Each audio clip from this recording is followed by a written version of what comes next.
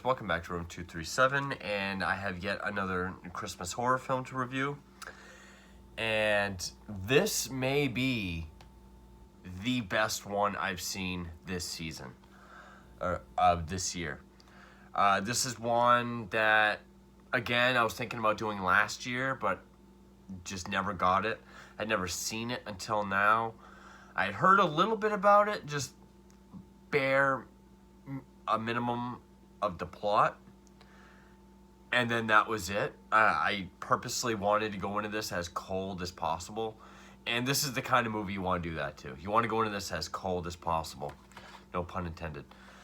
It is a 2016 American-Australian film, Better Watch Out. Directed by Chris Peckover and stars Olivia DeJonge, hopefully I pronounced that right, Levi Miller, Ed Oxenbould, and brief appearances by Patrick Warburton and Virginia Madsen from Candyman. Now, Olivia DeJonge and Ed Oxenbould were the siblings in the Shyamalan film The Visit, which I reviewed. And even though I had my problems with Visit, I did commend their acting and their chemistry. And that is something else that is brought here. This film got pretty great reviews.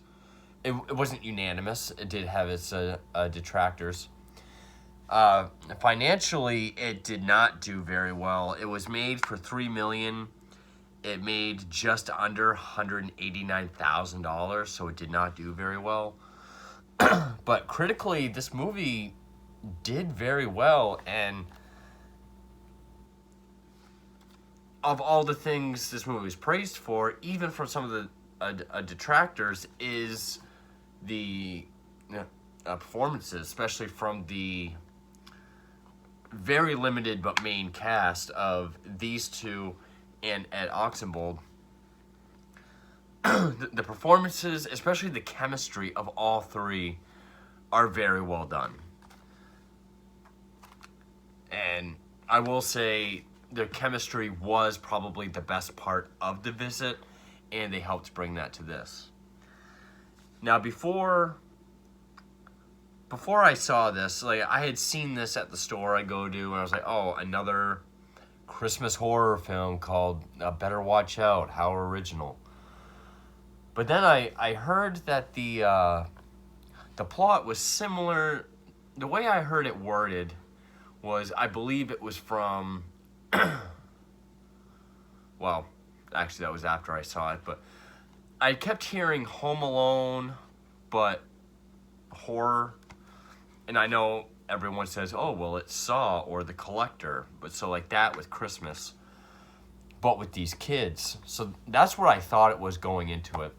And I'm going to say spoilers right off the bat, because there's no real way to talk about this without getting into spoilers. And this is a movie you want to go into not knowing anything or being cold, because this is a constantly developing film that honestly, that was part of the positive experience of this, was just seeing the turns that this movie takes and watching it develop.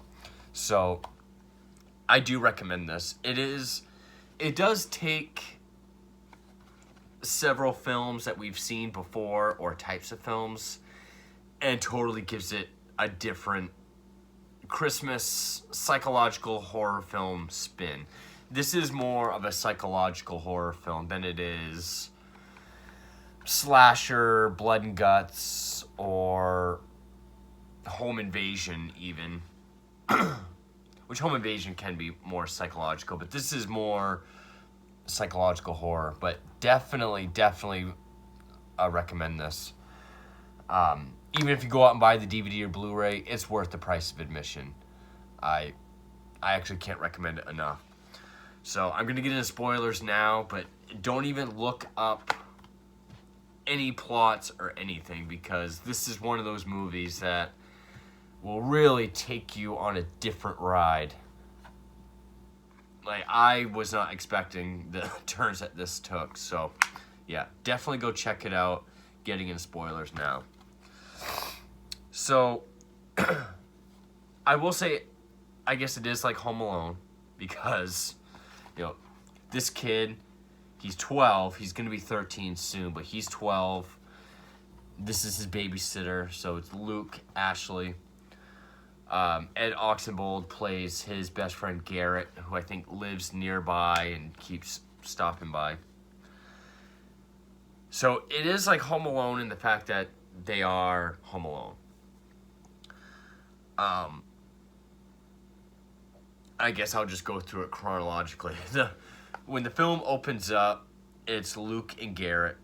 They're in Luke's room. They're kind of playing video games, bullshitting. Oh, and actually, I will say, Better Watch Out is as generic as the title is for a Christmas horror film. The original title for this was Safe Neighborhood, which I can say, even with this Christmas aesthetic, Safe Neighborhood does sound like a better title for this. It definitely suits the more original nature of this film. And like I said, yes, it does bring in films or types of films that we've seen before, but it gives them an original spin. So, Safe Neighborhood, I think, would have been a better title. But, so they're talking about how his parents are getting ready to go out. His babysitter, Ashley, is coming over. She's been his babysitter since he was 8. I don't remember if it says that they're aware that she's getting ready to move to Pittsburgh later that week. But Luke wants to get laid by her. And I mean, it doesn't get as descriptive. It sounds like he wants to try to make out with her. They're kind of talking the way 12-year-old boys, 13-year-old boys would. Like, second base or more, or get some ass or whatever.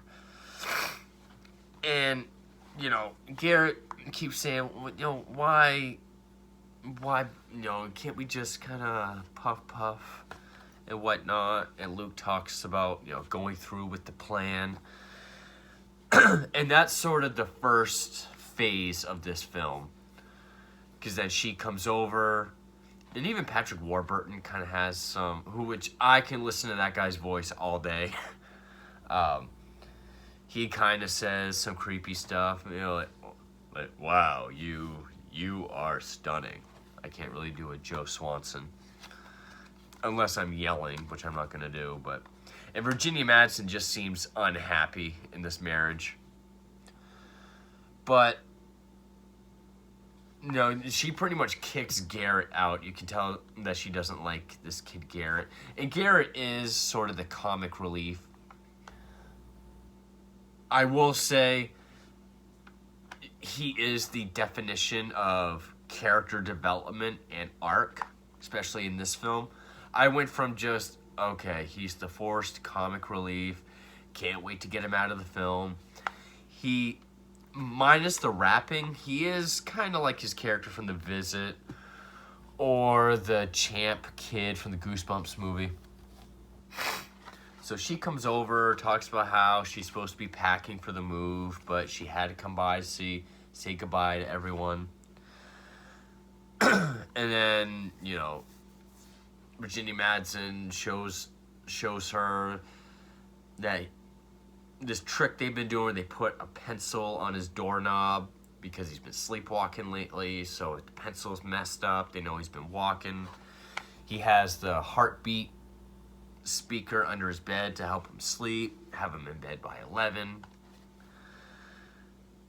So then they leave, and you get the idea Luke is really nerdy, shy, very well-dressed, and that's another thing about this movie. I've heard some, like Brad Jones said, well, actually it was Dave from a midnight screening, said Home Alone meets American Psycho. because he is, it is this very yuppie, rich neighborhood. You get the idea Garrett is more like his a middle class friend. And this comes with almost an hour long making of that's pretty in depth. And I always enjoy that. They did try to do that with them. Show Garrett looks more like the poor kid and Luke is more the rich friend. But you get the idea he's very sweet, gentle, nerdy, shy, kind of desperate to get some sort of affection from the babysitter. So they start, she calls like her now ex-boyfriend. We get the idea there's some drama with her. He tries to impress her by taking his parents' champagne and drinking it. She gets mad. It's like, no, you can't do that. But then she starts drinking some, and they start drinking together. There is a couple stabs at its own cliches that it's trying to do. Like when the parents leave, or when the pizza guy just shows up, which makes sense later. Gives them a pizza. There's a horror movie playing in the living room. And when she shuts the door on the pizza guy, she backs up and there's like a Santa decoration that she backs into that wasn't there before. And it's supposed to be a jump scare because we can hear the horror movie in the living room. There's the music sting for a jump scare. So there is some clever jump scares that are like a joke. And then she brings the pizza in. He sets up the candles and he rests his head on her shoulder and camera pans down, his hands on her leg. She moves it.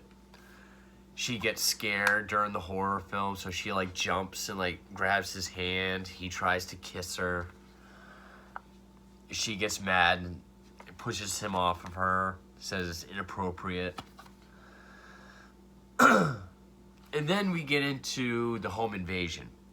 And this is what I thought the bulk of the film was going to be. They hear some noises, like people walking around, or the Santa decoration is now at the back window by the living room. It sounds like people are trying to get in. Then all of a sudden, there's like knocks, but through the peephole, no one's there. He tries to act brave. Oh, and also while he's drinking, he's talking about how Garrett passes out. He can hold his liquor, like he's trying to impress her by acting older, acting kind of douchey. Look, knocks, no one's there. He tries to act brave and open it. Someone tackles him, but it's Garrett. And then, it takes the next step where, someone throws a brick through the window. There's people walking around outside. The brick says, you leave, you die. Garrett has to make a run for it. He runs through the backyard, and we hear something like a sniper sound. He gets shot, and he falls. So then they have to go from room to room, cat and mouse. There was this one jump scare I liked. They're hiding in a closet. They have a flashlight, and it pans over to a hoodie in the closet with a white, kind of like a bucket head mask. And she screams and punches it. Or they're hiding up in the attic. And she starts jerking around. She's like, there's something on my face. And she falls through the attic door. He catches her. She has spiders all over her. Which earlier in the film, there's a spider on the counter. So it sets up her fear of spiders. We do see that there's someone walking around with a shotgun and a ski mask. So they're hiding from him. They have to get his pistol from his parents' room. But then when they're in the closet hiding, she's looking at this guy. And she's like, that's your ski mask. He's like, what? And she jumps out and she recognizes it's Garrett. So even though he was shot, it was all faked. And then Garrett says, "Oh, yeah, I guess it's me." And then she gets mad at them. She's like, "This was all a trick." And Luke is like, "We were just going to try to scare you." She's like, "So by you planning this break-in and being brave and rescuing me, you thought I would like that? Like, you think that's enough to get you to second base?" And then she gets all mad. And so then that's the next phase of the film, because earlier when he talks about how Noe's going through with the plan, first we think it's just him trying to get laid. And then we see, okay, his plan was to set up this elaborate break-in with Garrett. She says, "I'm going to go call your parents. You're both in big trouble." He gets her attention. She turns around, he fucking slaps her. She falls down the stairs. And then we get into the next part of the film, which is she wakes up and she's duct taped to the chair, her mouth. And that's when we see his true colors. But that whole home invasion part is only the first 20 minutes or so of the film. It's not even the whole first act. And then, so by then I'm just like, oh, well, wait a minute. I thought it was going to be, they were going to fight back these burglars with real Home Alone traps. And that's why this movie is so good to go in cold. Because then 20 minutes in, it's a completely different movie. And yeah, it was kind of like, him and Garrett are supposed to be like the two. It is a throwback to 80s style movies. Like, okay, like 80s horror film. We have The Babysitter or something bad happening. But we have the two horny, less popular, nerdy best friends. Kind of like, Weird Science or something. We have 80s kind of stock characters or scenarios. It just blends them all together and does this original take on it, which I think it does very well. And so, yeah, it goes from being like Home Alone to being like American Psycho, because this kid, played by Levi Miller, is a complete sociopath. A stone-cold sociopath. And he plays it a little too well. Like, scarily well. But also, they capture the sociopath very well. They don't really go the No Country for Old Men route, where it's just him saying creepy, cryptic, killer things. His reactions to things, having no remorse or emotion towards things except for excitement for things that he likes, and having like these manic, depressive, angry moments when his plan is threatened. So she's tied to the chair. Garrett's kind of going along with it. They play Truth or Dare, and Luke has his gun, and he's like pretty much calling her a whore, and like, do you know what it's like to love someone for so long but not get it back? And so, play Truth or Dare. Garrett dares him to touch her breast. He does. It doesn't show anything. She's supposed to be, I think, 17 or 18. But he acts like a 13-year-old. He's like, oh, so that's what that's like.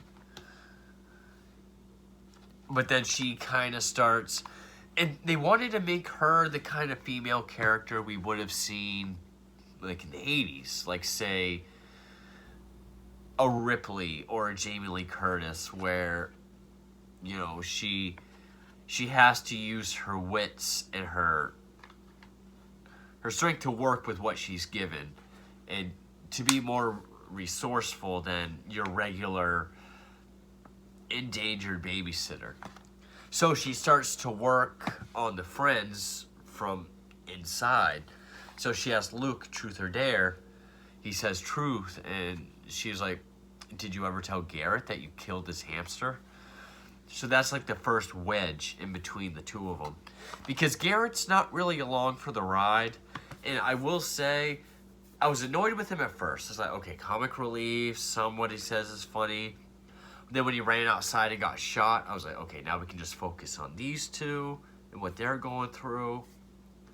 But as this film went on, I liked Garrett more and more. And he's definitely the one with the arc and the most character development.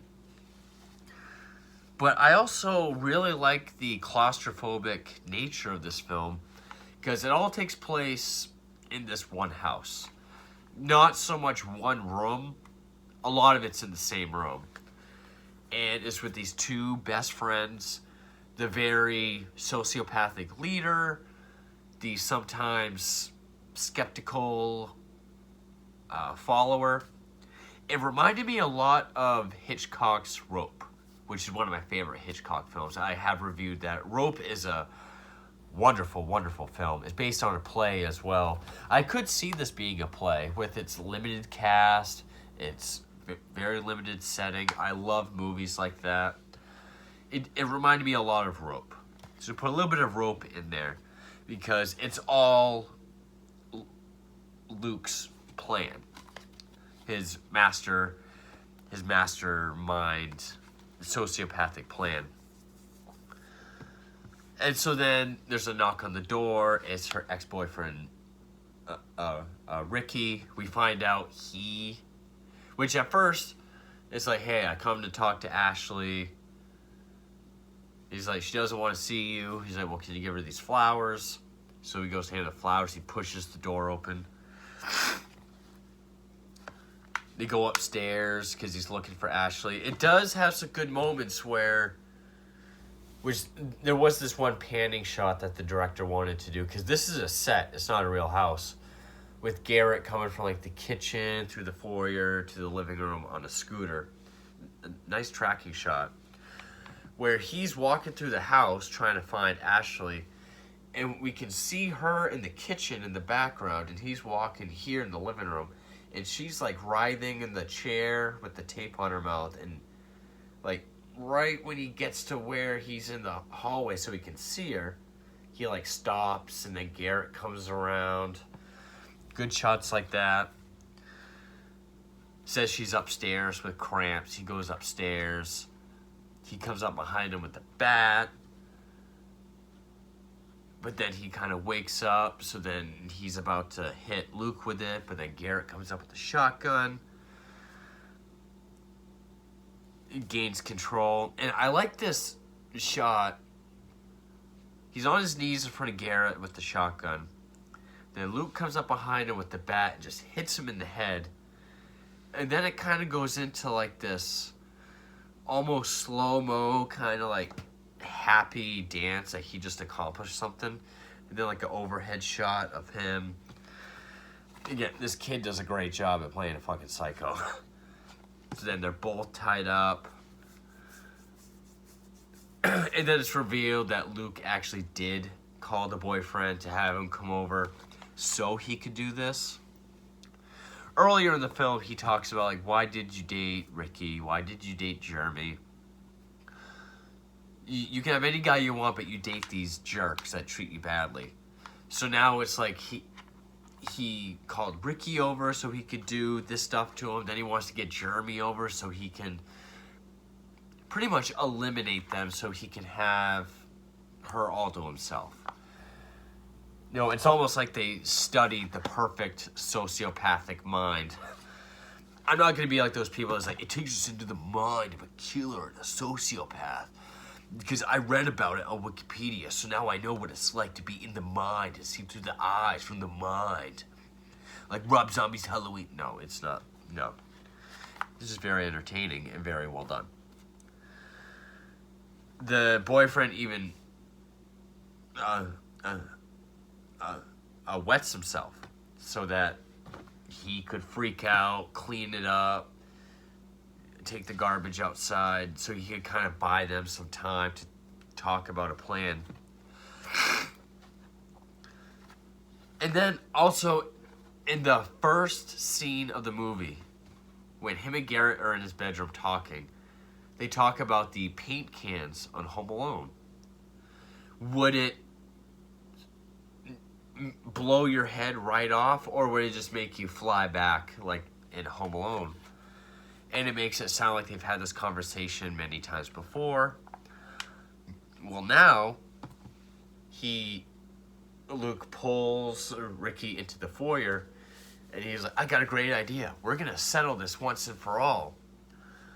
And so him and Garrett are talking, which Garrett has a joint. They make Ricky take a hit of it because they want it in his system. And it seems like Luke has planned everything, because at one point he even has like liquid roofies that he puts in alcohol. He's going to force her to drink it so she'll pass out, not remember anything that happened. But it'll look like she got drunk after he went to bed, look like a bad babysitter, and then never believe anything that she might remember from him. So he has all these angles, but of course she headbutts the bottle, breaks, loses all the rupees. Then he wants weed in Ricky's system for whatever reason. So then he does the Home Alone thing with the paint can. First time it misses. This is when, he's trying to talk to Garrett, and Garrett's like, he actually says, what are you, Home Aloneing him? And he starts to get a little sketched out. Meanwhile, the bottle from the broken liquor bottle actually threw herself on the floor to make noise so that Ricky would hear her earlier, and she took a piece of glass, and she's been working on getting the tape undone. She gets it undone, she comes in with the gun and is like, stop, let him go, you're calling the cops, this is all over. And he has the paint can, she's like, put it down. He's like, okay. He throws it, and it comes down, and the way we don't really see what happens to the head. And most people would probably say, oh, we don't see anything, it's stupid. Sometimes what you don't see is more effective.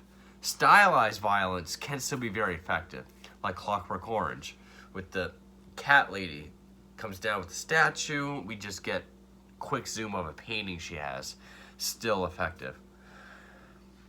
We see it come down, and then we get like a floor view of his feet taped to the chair, like jerk and twitch. Then in behind it, we just see 2 strips of paint go. And then we see Garrett's reaction with paint all over him, like scared. Kind of pans over to Ashley. She's got paint on her. And then we see his shoes, which has paint and just a bunch of blood dripping all over it. And then she tries to... And that's when Luke comes down. And, when he has scenes where he has to go over the top, he's 12 years old, his voice cracks a lot. I think that helps because he plays a sociopath so well, you kind of forget he's 12 years old. So when his voice cracks, it helps bring us back to how old he is. He's like, oh my God, his head exploded. Wow, I told you, Garrett. And so that's when she just has enough. He keeps taunting her like nothing's going to happen. No one's ever going to believe you. So, and he's like, you won't shoot me. I know you won't. So she goes to do a warning shot, but it just clicks. Hasn't been any ammo in it. And that's when he was like, the responsible paranoia, the responsible paranoiac always keeps the ammo separate. And so then they subdue her again. She's taped up even more, this time in the living room. And now he wants to get her ex-boyfriend Jeremy over, who I guess has a history of stalking her. And I mean, he is a douchebag. He's got like the flat brim hat, like backwards, and he's looking at himself in the mirror like, we cool, we cool. So he comes around. He's trying to get in through the back door. Luke comes out with a book. He's like, she's not here. She's very upset with you. He's like, so?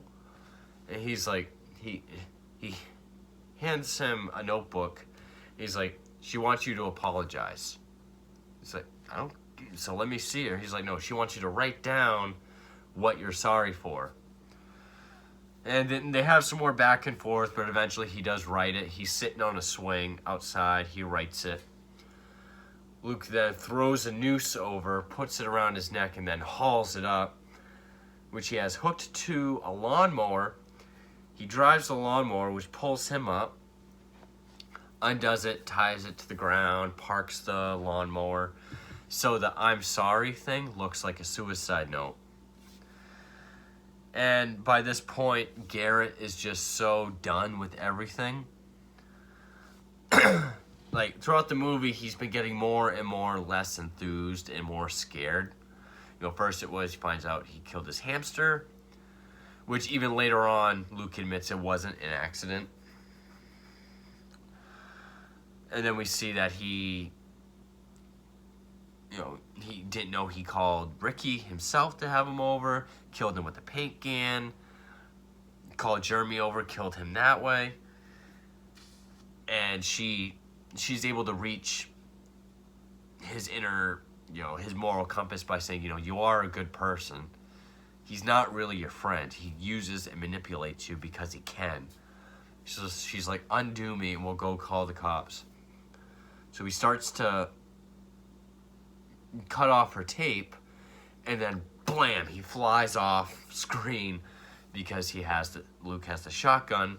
He freaks out. He's like, I told you not to touch her. Why did you do that? And he also lands on Luke's mother's brand new carpet that she pointed out, don't step on. And he's so out of it. He's like, I'm dying. You shot me. I'm dying. And Luke keeps telling it, it's your fault. No, you made me do this. But he's screaming. He's crying. And Garrett starts yelling for help. And then he just shoots him again. Kills him. And this is the good, manic, depressive moments that sociopaths can have, because he just shot his best friend. His plan's been foiled, so he, kind of like when Ted Bundy was in trial, and he just has those fits of rage, yelling like, fuck you, fuck you, fuck you. And then he cries for a moment, and he's like, you're beginning to annoy me anyway. And then he walks off. He starts laying on Ashley again, and she says something, like he talks about his mother used to tuck him in, but then she stopped. And she's like, I know why she stopped. But then she won't answer him. He keeps trying to talk to her, be like, answer me, answer the question, but she won't.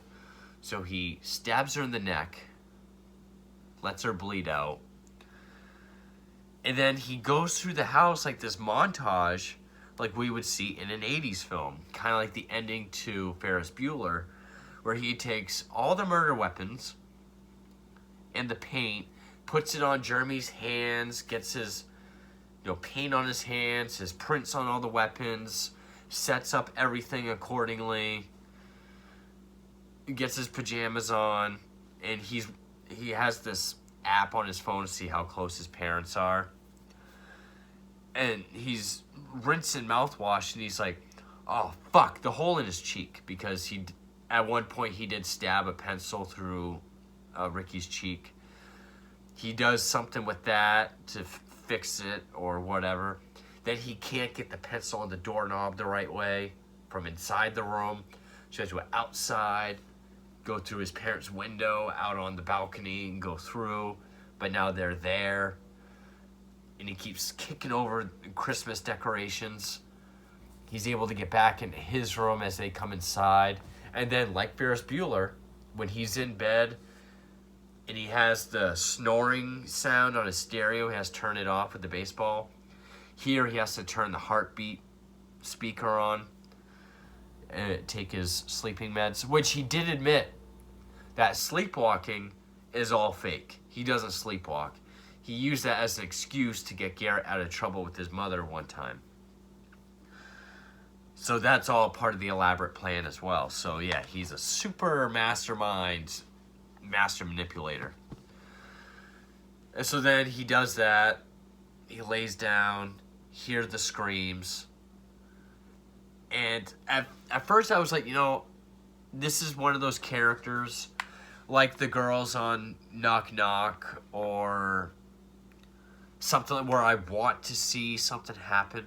I want to see them get caught, see like what happens when they break and just something not go well for them. But then I was like, oh, he's going to get away with it. They're going to rule it the way he planted it. So then we cut to Patrick Warburton talking to the police, Virginia Madsen holding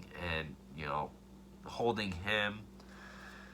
And he kind of starts to relax. So we hear one of them say, "We got one that's still alive." So of course he jerks up. He runs to the window, and it's Ashley. And we hear they're putting her in the ambulance. We hear them say she was stabbed in the neck, but she was able to put duct tape on it to stop the bleeding. So he's looking out the window at her, and she just kind of turns her head and gives him the finger. Because she did that earlier. Earlier, when she thought someone was watching her, and then, when the noises first started happening, Garrett was calling the house, saying, "I can see you." So she goes to the window, like, "Yeah, how many fingers am I holding up?" So she gives him the finger as she's being loaded on the ambulance. We get Joy to the World, Christmas song playing. And then we get the credits. And there is a mid-credit scene, which I'm glad they left it ambiguous, because I don't need everything answered. Where he backs away from the window and he's like, we should go to the hospital. So, he's going to try to do something. It's going to be a race against the clock. He's going to try to sabotage her before she can speak. But, yeah, I'm sure some people will say, we got to get a sequel so we know what happens. I actually like that it's like that. It gives it...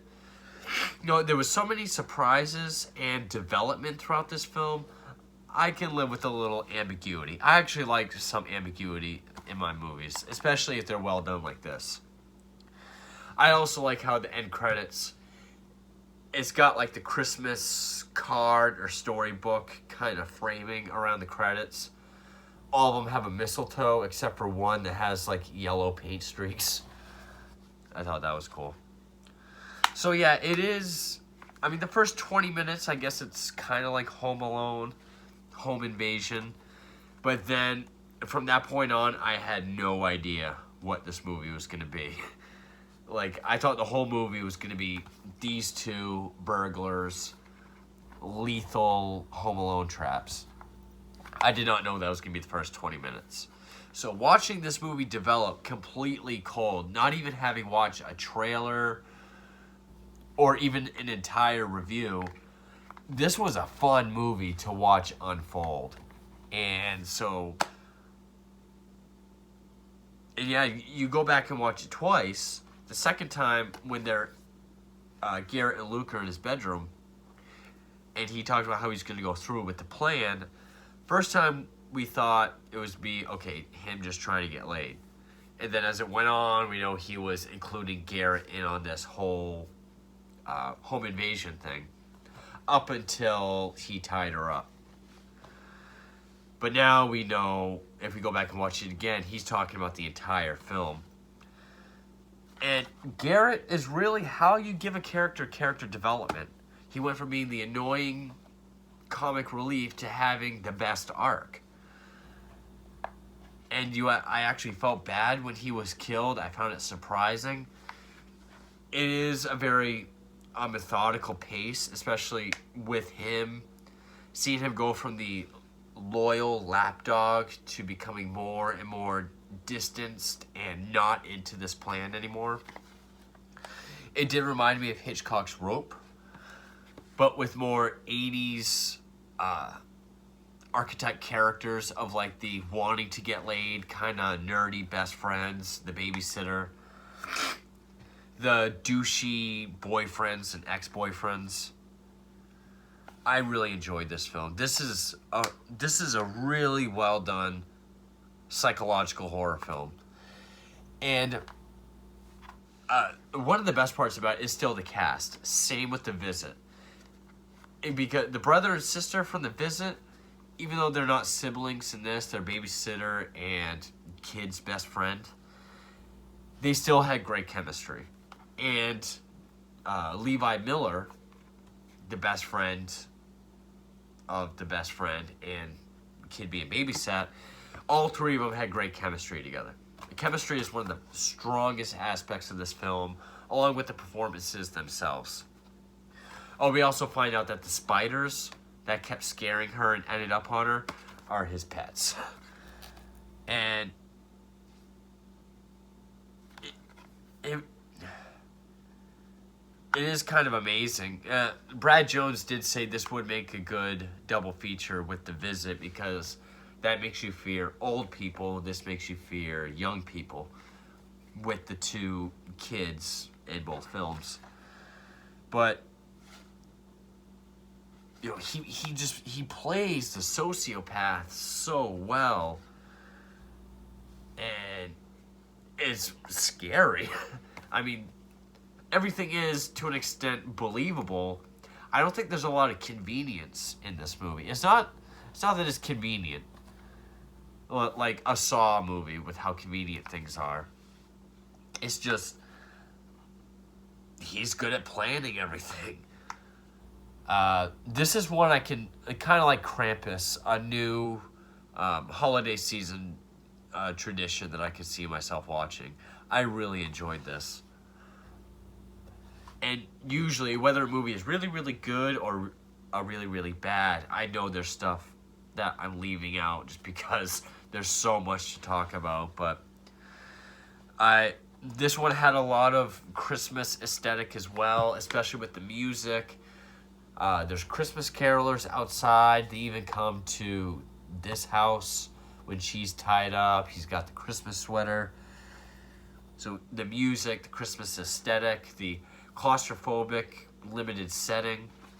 For $3 million, the movie looks great. Very good production.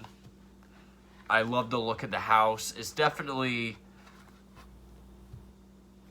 sort of like like a different version of like American Psycho, like the psycho yuppie kind of archetype. I would have preferred the title Safe Neighborhood over Better Watch Out. I do kind of associate that with more of like a Killer Santa type movie.